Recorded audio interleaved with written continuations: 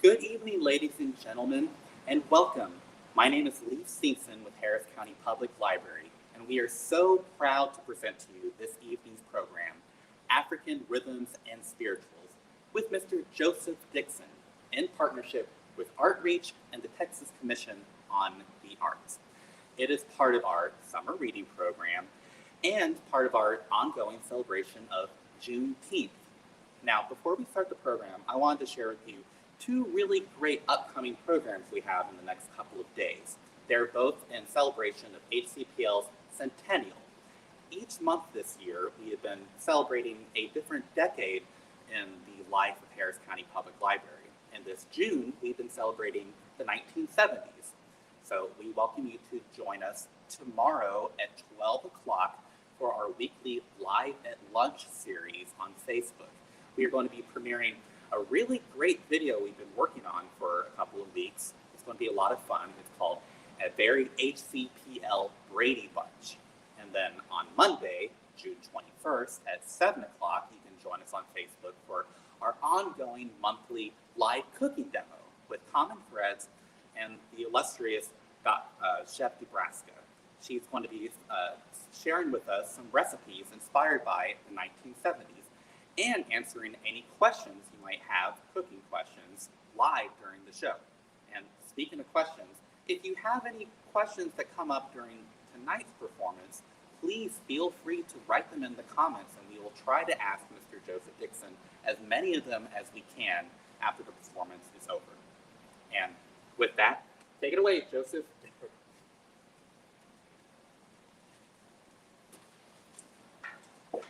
Oh, my. Thank you, Leif. I appreciate that. Again, my name is Joseph Dixon with Katie Artreach, and this is brought to you by Harris County Public Libraries and the Texas Commission on the Arts. This is African Rhythms and Spirituals, and I hope that, well, first let me just say this. This is really inspired by two of the oldest forms of communication, the drum and the human voice. And so we're going to talk a little bit about the history of African-American music and the songs we sung during the time of enslavement that helped everyone, those enslaved Africans, find their way to freedom. So I'm going to start off with a poem I wrote based on an old African proverb that says, "A village without music is a very dead place."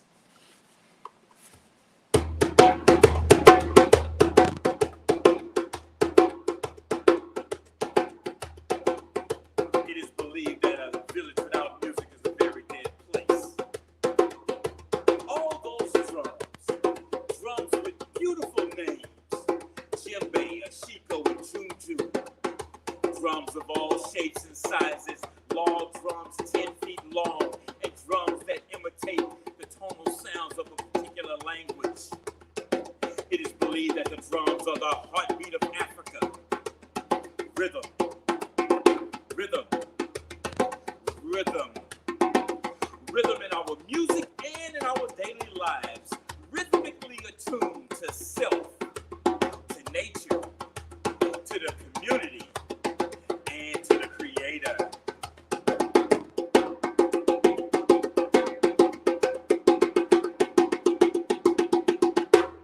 In the land of the Maasai, a young boy plays the flute while gathering his cattle. And in the wooded forest, pygmies chant songs of praise to their community. Across the desert, Sudanese camel drivers seem to encourage their animals to drink more water. In parts of West Africa, ensembles of drummers beat out coded messages to villages miles away. In the cabins and shotgun shacks of the Deep South, parental obedience stories are being told to the young sons and daughters in an attempt to keep them from harm's way. And let's not forget the star-studded Harlem Nights, where big bands played swing and the skip of scat. And Blue Notes Records, where the sounds of Miles Davis and John Coltrane are remembered. Throughout decades later, we've been granted the opportunity to experience rhythm and blues and express sentiments of social concerns and racial pride with soul. And on the streets of the big city, the modern day griot, the rap artists, they spin tales today as if to trace the traditional story tips of the griots from Africa.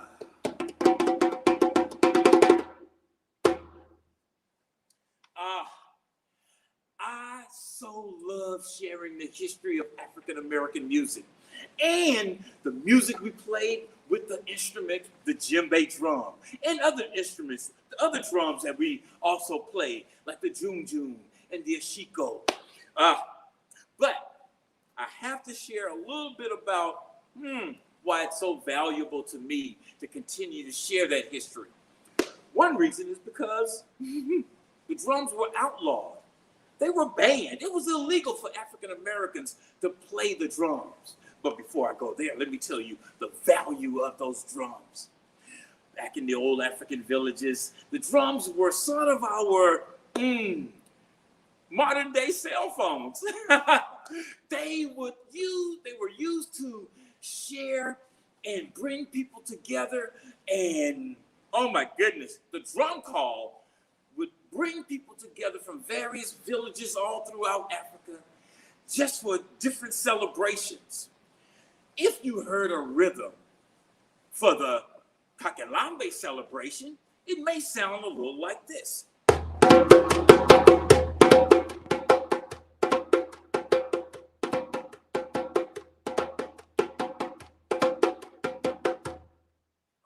But if it was the rites of passage for the young men in a village, they may play the doom doom ba rhythm.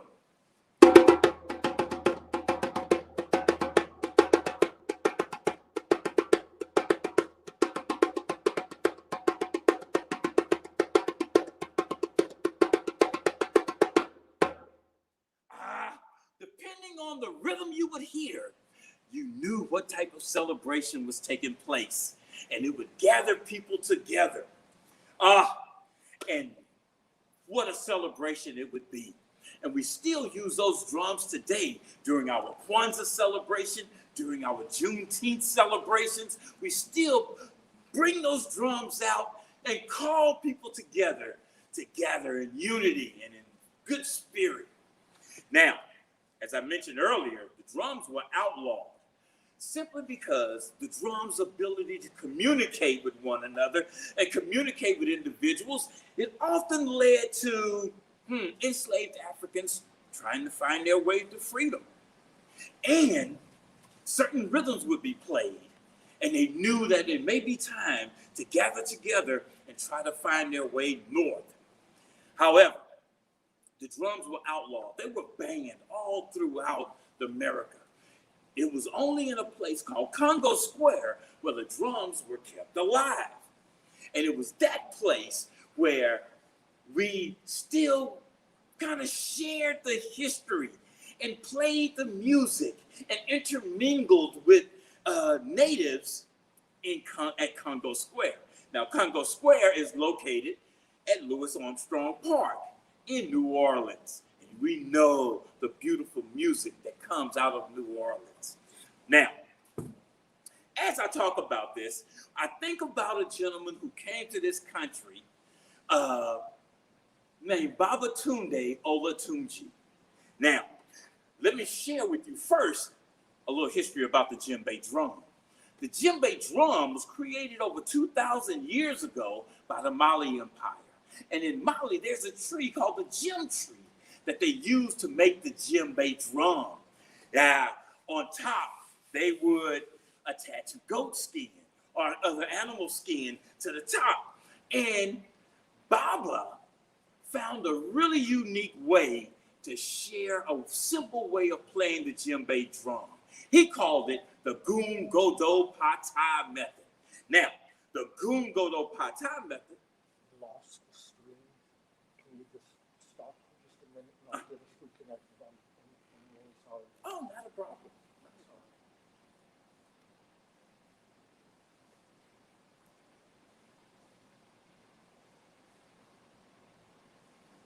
I felt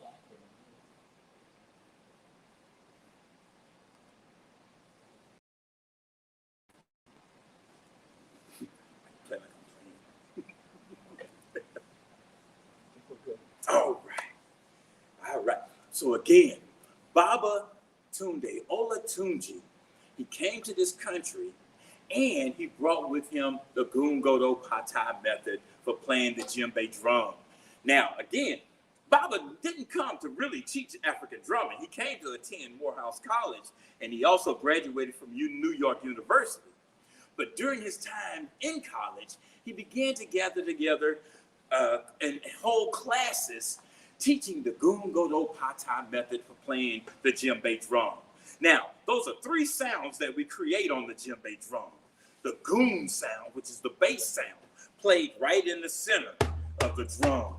And Baba would always say, if you can say it, you can play it. So again, the goon sound,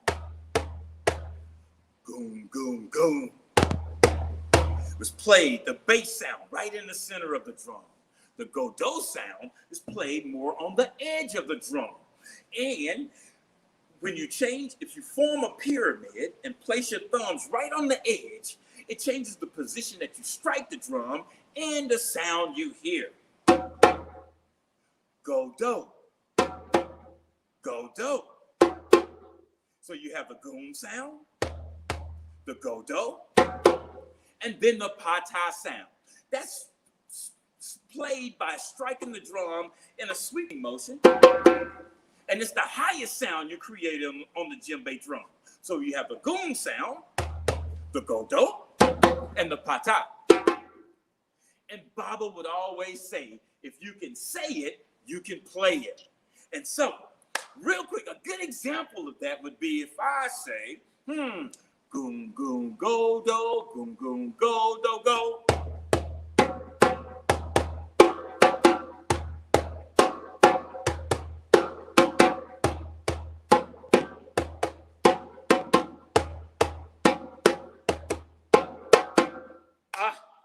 And that's how Baba shared that beautiful sound and the beautiful techniques of playing the djembe drums. Now, again, as I mentioned, the drums were outlawed. And with the drums being outlawed, wow, what were individuals going to do to make music? Well, what I've heard is that on those enslaved Africans on those Spanish slave ships, they began, as they were helping build those slave ships, there were things that came about.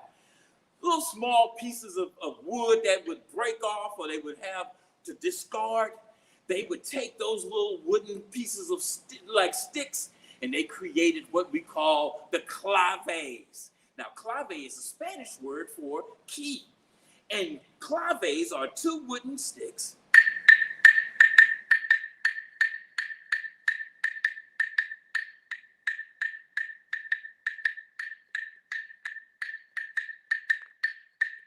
And they would use those to make music. They also, those enslaved Africans were really inventive. They would take the crates that they would use to carry cotton or other textiles or, just any kind of material. They would take a crate, a dresser drawer, or anything, and they would turn it into what we call now the cajon. They would use those to make music and disguise how they played music. And what we came up with was what we call now the modern day cajon. In the modern day cajon,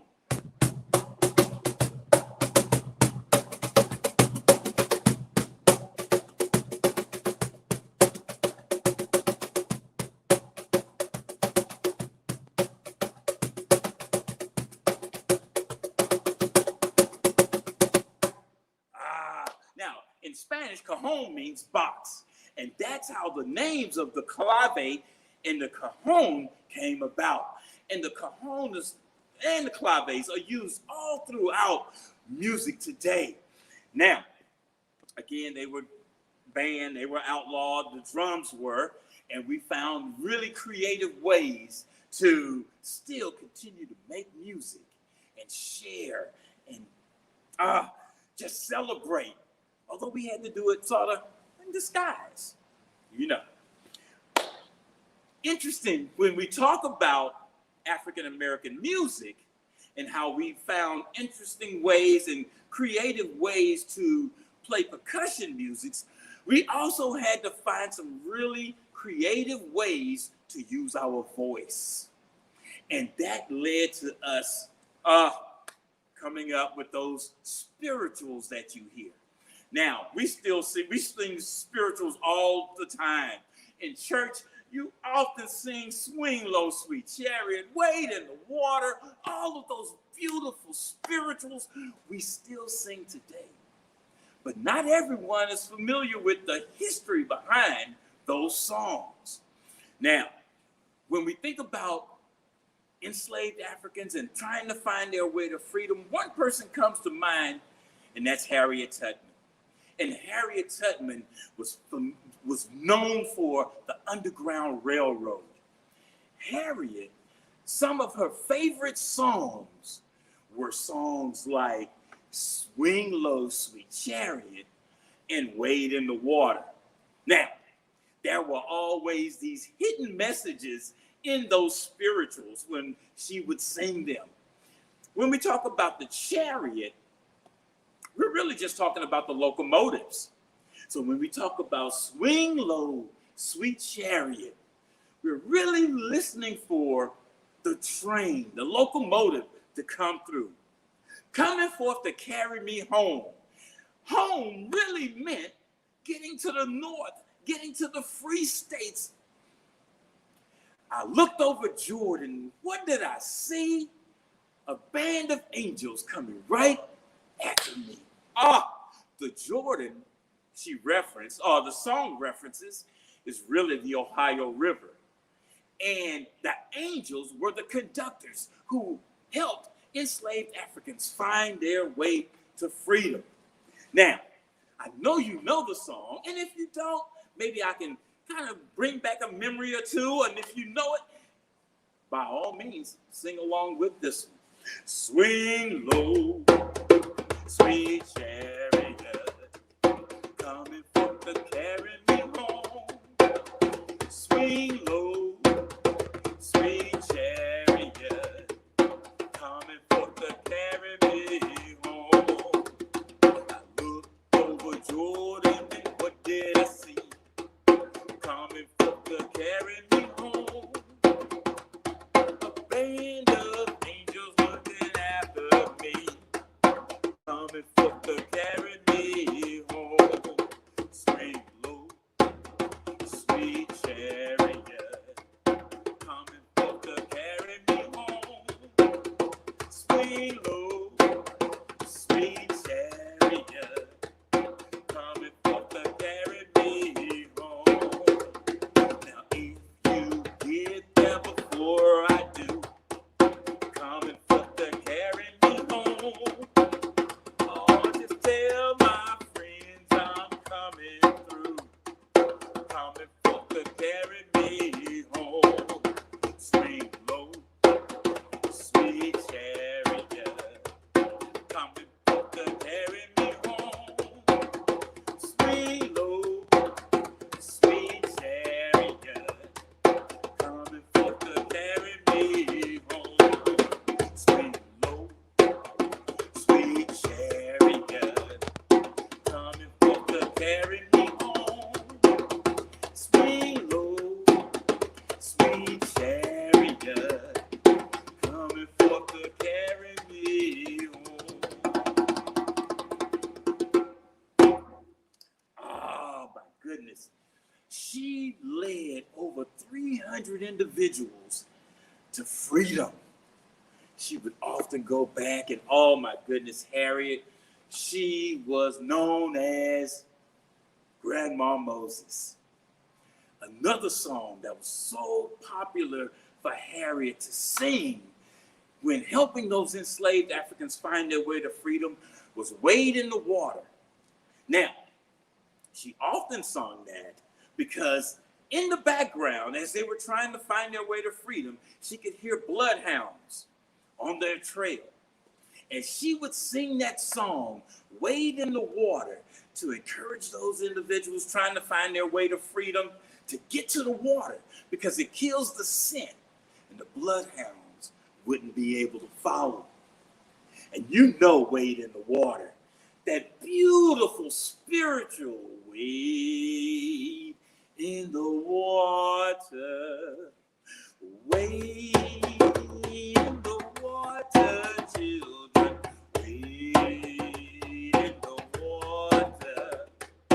God's gonna trouble up the water. Wade in the water. Wade in the water, children. Wade in the water. God's gonna trouble up the water. See that young girl dressed in blue? Wade in the water.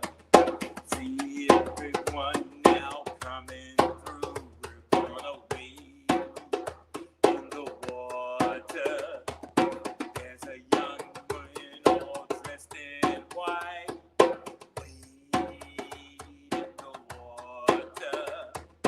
Must be the child of the Israelite. Wade in the water. Oh, wade in the water. Wade in the water, children. Wade in the water. God's gonna trouble up the water.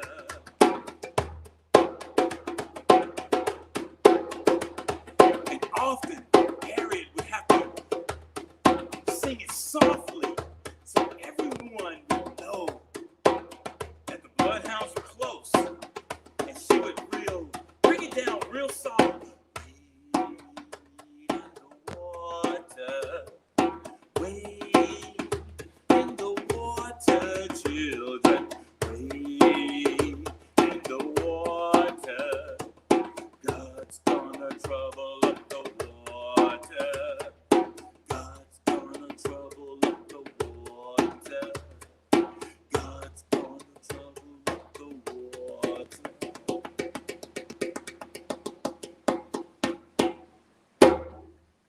Oh my.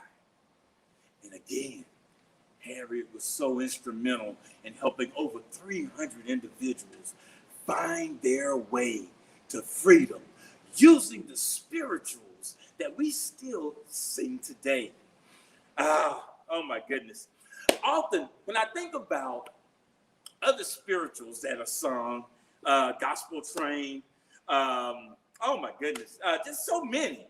One that comes to mind makes me think of the beautiful culture along the South Carolina coast, the Florida coast, along where the Gullah people sing and the Gullah people live. Oh my goodness. And everybody still sings this song at campfires. They love it. But the Gullah people often would, even still today, would sing that song. And you know it. And if you have an instrument at home, grab it. If you want to just sing along, come along. Use your voice and sing that song. Kumbaya, my Lord. Kumbaya. Kumbaya, my Lord. Oh, kumbaya. Kumbaya, my Lord. Oh, kumbaya. Oh, Lord. Kumbaya. Ooh, someone's crying, Lord. Kumbaya. Someone's crying, Lord. Oh, kumbaya.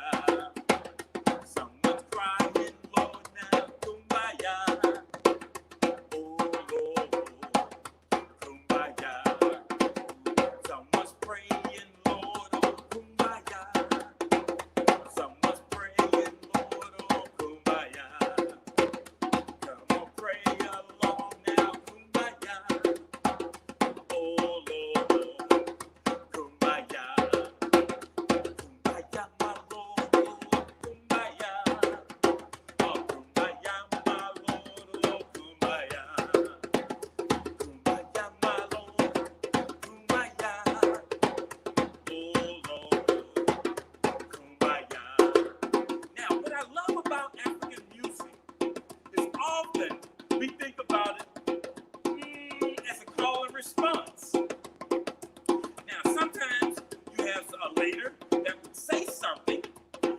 respond to it.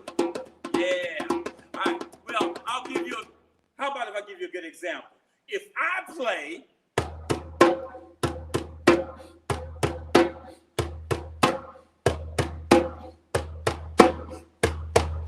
and then if I say it, we will.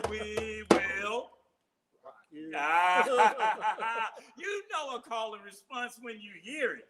And so that's the beauty about African music. And so Kumbaya was one of those. Kumbaya, my Lord, Kumbaya. Kumbaya, my Lord, Kumbaya. Kumbaya, my Lord, Kumbaya.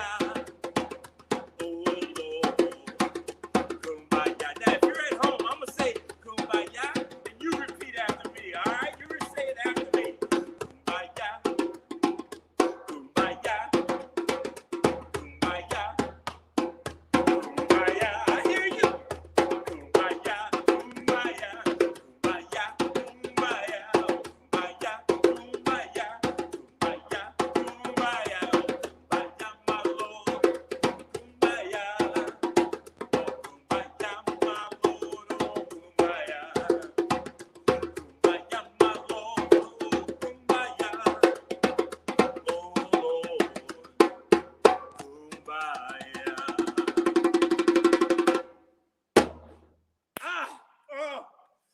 I get so excited. I get so excited when I talk about the drums, when I talk about the music that we still sing today. I am often just elated about the history that it has been a part of our African-American culture. But not just African-American culture, but the American culture. Because we all sing those songs. And we all still play the drums. Now, I'm going to backtrack a little bit and go a little off script and share a little something about what we talked about earlier, Congo Square. Now, Congo Square is, again, located in Louis Armstrong Park in New Orleans, Louisiana. And it was that place where the drums were kept alive. The drums were banned all throughout the Americas. But it was just that place that allowed enslaved Africans, free Africans, and others to come together on Sundays and continue to play the drums. Now, the Congo Square, oh my goodness, that intermingling with enslaved Africans, free Africans, and the Indians, the natives during that time, oh my goodness, led to this beautiful culture that we call the Mardi Gras Indian tradition, the Mardi Gras Indian culture. What was so beautiful about the natives during that time was that they allowed some enslaved Africans, they helped some enslaved Africans find their way to freedom also by allowing them to marry into their tribes, finding escape routes, all of those things. And it helped. And because of that, they began what was called the Mardi Gras Indian tradition. Enslaved Africans and then free Africans began to dress up every year and celebrate in honor of those natives what we call the Mardi Gras Indian tradition.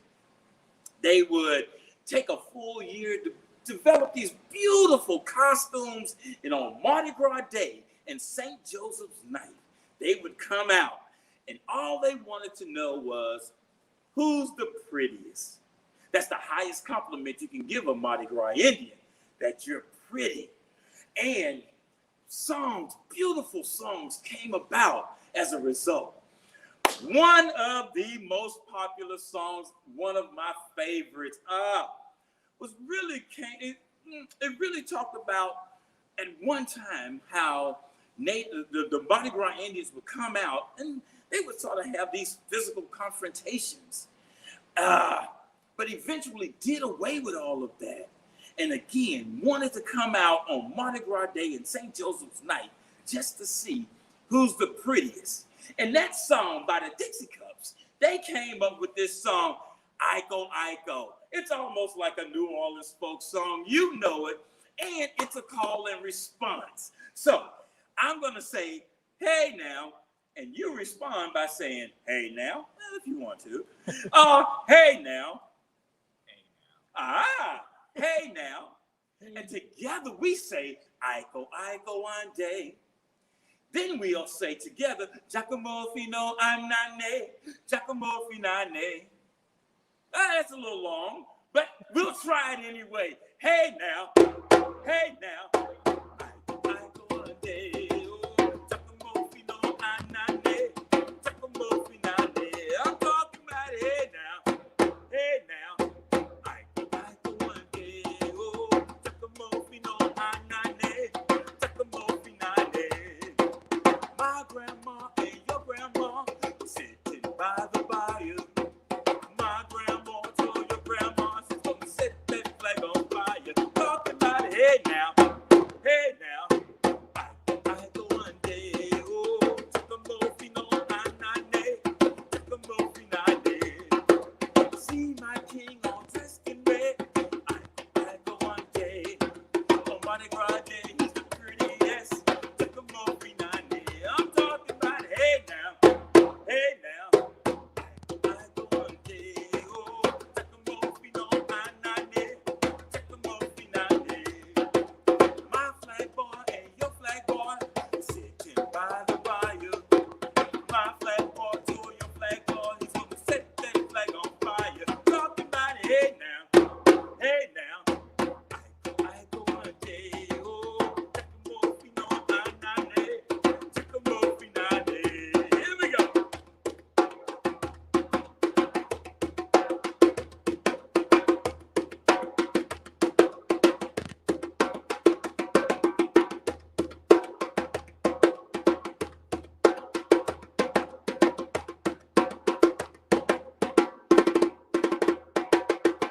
Hey now. I go one day, Giacomo Fino Anane, Giacomo Finane. Last time we're talking hey now.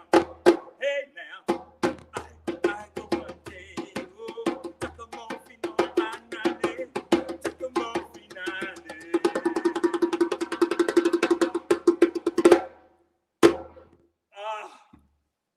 Oh my goodness.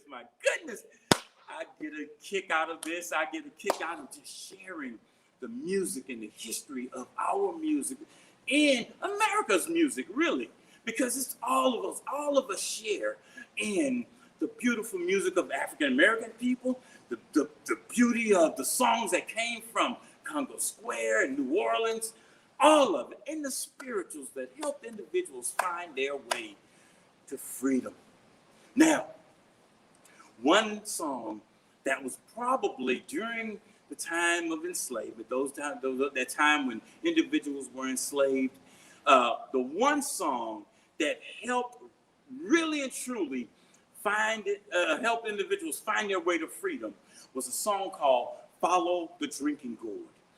Follow the Drinking Gourd has a lot of hidden messages in it.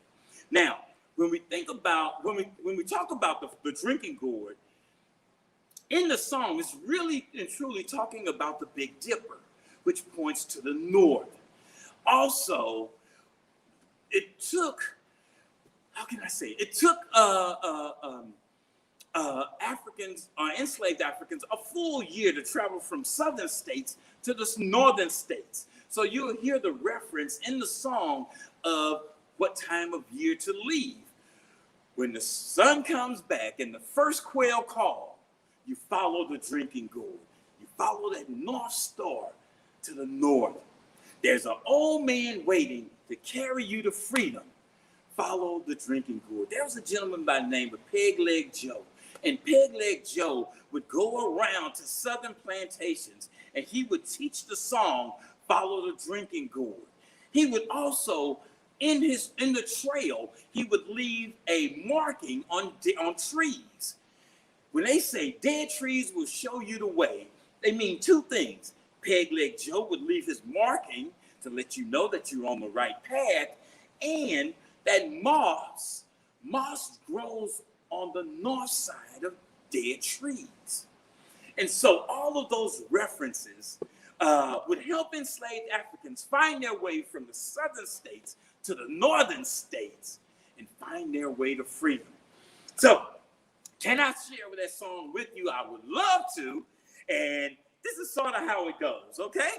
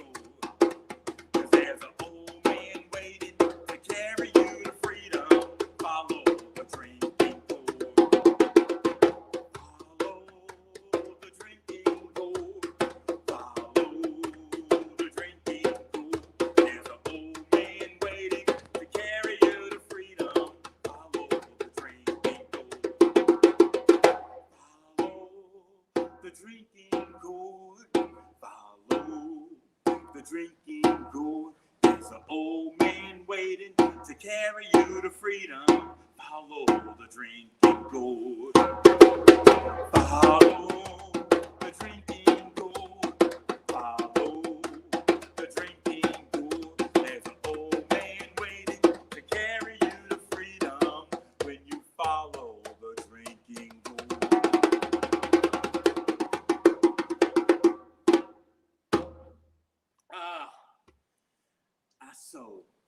I so enjoy how I enjoy the opportunities to be able to share African music, African history, songs that played an important role in our African culture.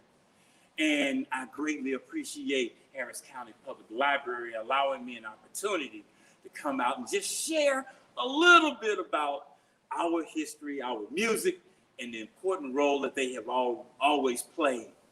Now, that's the end of the show, but I am open. I would love to hear any questions or comments that you may have. If you have any questions, please type them into that comments, and I am still here, open for and ready to answer any questions. Do you have a favorite song that you like to perform, or one that's most meaningful to you? Do I have a favorite song or one that's most meaningful for me? When I think about, especially when I'm talking about the important role that spirituals have played in African American culture, that last song, Follow the Drinking Gourd, there's just a beautiful story behind it and how it all came about, but also you can hear and follow the pathway, because the rivers that they're talking about the Tombigbee River, they're talking about the Ohio River. When a great big river meets the little river, the Mississippi River is a part of that little trail that they're talking. But the Ohio River, that great big river, is the one, because once enslaved Africans crossed the Ohio River, they knew that they were in free northern states. Now, it was interesting, and I talked about how it took a full year to travel. They wanted to make sure that they got to the Ohio River during the winter time. Why? Simply because the river would be frozen, and it's easier to walk across the river than it would be to try to take a boat or to try to swim or something like that. So they would really map out the time of year when they would try to escape and make their way up north. Yeah. But Follow the Drinking Gourd is probably, when I think about the African spirituals, which one plays has a big impact on me? Follow the Drinking Gourd. Is that your own art behind you? Yes. Yes, it is. Do you want to talk about it a little bit? I can. I love. Oh my goodness, you guys are. Now you're gonna get me really emotional now. Yes, I'm also a visual artist, and often these were pieces that were done roughly about in this one 2000. This one was 1999. All of the artwork that I do is really tied to a particular show, and so these two particular pieces are tied to African rhythms and spirituals because we're talking about the drums and we're talking about Africa, because you can sort of see the motif of the map of Africa in that. But this one behind me is about the Mardi Gras Indians and some of the instruments that they played, which was the tambourine, the drums, things like that, that the Mardi Gras, and you'll hear it all in Mardi Gras Indian music today. And so, yeah, these two pieces, I love to work with acrylic paint, and usually have a good time with those pieces. Yeah, thank you for that question. Yeah. Do you have a favorite instrument? The djembe. Djembe. Yeah, when we talk about favorite instruments, the djembe is really my favorite. But once I learned the history of the cajon, the box drum, I really started gravitating to it. And as we talked about the three tones that you can play on the djembe, you can still play those three tones on the cajon. You can play the bass in the center. You can play the open tone here, and then you can play that slapping sound at the very top. So just like we play the goom, go-do, and pata, goom, go-do, and pata, you can play also goom, go-do, and pata on the cajon. So I try to develop, I take Olatunji's, if you say it, you can play it concept, and the goom, go-do, pata concept, and apply it to the cajon as well. Yeah. Do you have any upcoming performances or somewhere we can find you more on the internet? Oh my goodness. Yeah, if all goes well, I'll be at Briarwood School tomorrow, and I will be at Jesse Jones Park on Saturday at 11 a.m. doing a performance called Drum and Strum with a good friend of mine named Jawad. And Drum and Strum is a show that talks a little bit about the history of the guitar and the banjo, as well as the djembe drum. So that's going to be at Jesse Jones Park in Humble, Texas at 11 a.m. on this coming Saturday. So yeah, that's coming up. Yeah. Okay, I have two more questions. Okay. Do you play any other instruments? Mainly percussions. Yeah. Yeah, mainly percussions. Yeah. Do you have a favorite genre of music? Ooh, oh my goodness. Do I have a favorite genre of music? I like all music. I like all music. I can easily say I can gravitate easily to world beat music, Afro-Cuban music and things. But I love hip hop. I love reggae. I love rock and roll. And believe it or not, I love some country. I love some country music because there's just some beautiful lyrics in all of them. There's beautiful rhythm in all of them. And there's a good understanding of various cultures when you really embrace all of them. And so that's why I'm open to all music. Yeah, but so that's it. That's all we got. Great. Well, hey, I'm Joseph Dixon. I have had a joy. It's been a joy being here with you today. And this has been brought to you by Harris County Public Library, Katie Outreach, and Texas Commission on the Arts. I want to thank you again for allowing me to come in and share a little bit with you. Thank you. And on behalf of the entire team, on behalf of the entire team at Harris County Public Library, and We thank you, Mr. Joseph Dixon. Thank you so much. That was an amazing performance. We thank ArtReach, the Thank you. Texas Performance, the Texas Commission on the Arts, and of course, all of you at home. If you like this virtual program, please go to hcpl.net/virtual programs to see all of our other exciting and free programs. Everyone, say goodbye to Mr. Dixon. Have a good night. Have a good night, everyone. Thank you. Okay.